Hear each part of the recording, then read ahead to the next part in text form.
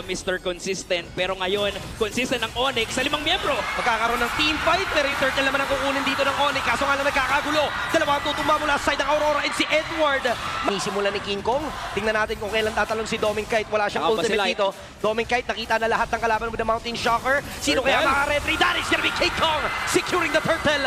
At mukhang mag-aagawan na. Maghuholosan na ang mga miyembro. And si Sam Siya na konti, nag-kite, and then once na tumalon na itong si Yue, minake sure niya na yung damage dealers ng Aurora ay maihit din niya. Grabe din naman!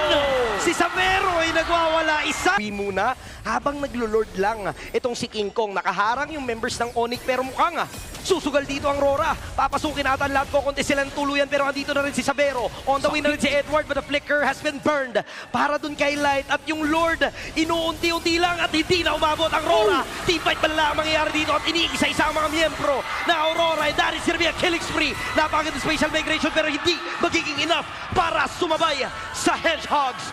Onyx PH. Makikita natin yung domination coming in from that Lord take and then the team fight. And si Doming Kite, mukhang alam niya na kung ano ang kapalaran. 40k goal lead para sa Game 1.